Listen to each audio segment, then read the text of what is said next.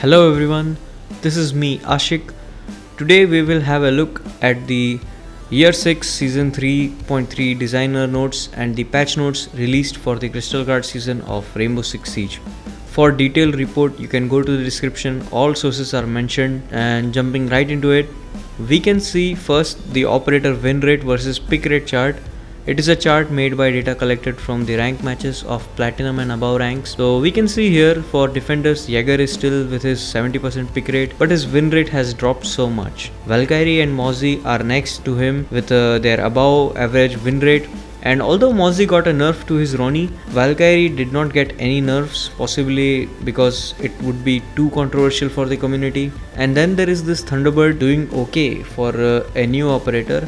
And the rest of the bunch of defenders, they are falling back on the pick rate, but their win rate is near average. Let's move to the attackers. Monty, Kali and Glaz, they all have the lowest pick rate and win rate. Ayana and Twitch stand out to be the most picked and above average winning operators.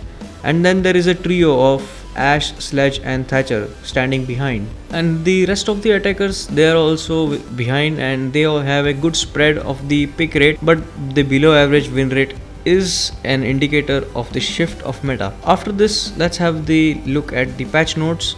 These changes are live in the game. There is a nerf to the recoil patterns of Alibi, Mozzie and Aruni guns. This nerf to the Roni is a hot topic in the community. You have Macy J to Bikini Body to many pros talking about it. From the past week, no one is really in a mood to smile, but we have to move on. At least that's what he would have wanted for the community. Coming back to the topic, some people have even said Ubisoft does not understand how to balance an operator and they do it at random. I disagree with it. However, they could have just taken back the 1.5x scope on both guns, as before they did not have them anyway. And moving next to the operators, Castle gets one more panel. Previously it was 3 and now he gets 4, but the melee hits he needed to break his panels have reduced. Previously it was 12 and now you only need 9.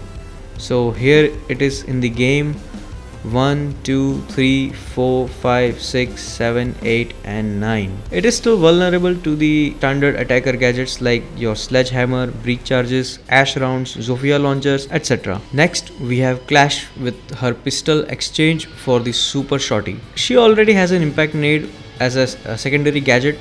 I wonder who will require so many side rotations, especially if you have a smoke who can do it faster. But I guess average player will play with the SMG and super shorty will be sidelined. Next is an addition to the hard breach gadget. Earlier you had only one for the operators, but now it will be 2. So Zero, Fuse and all the others who have it, they will get 2 of these gadgets. Hopefully this might become like teams no longer need to bring a dedicated hard breach operator, and complex strats will become more viable now.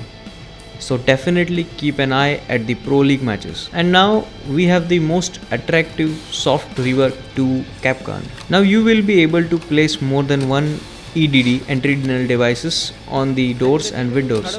In my opinion, they should have just reduced the damage output of single trap so that the combined effect would be more apparent. That way the traps could be more useful for the intel and the sound cues would have become more important. Next we have gadget swap for Melusi. Her C4 is replaced with a bulletproof camera. Cameras are good for intel, but Melusi mains might miss the C4.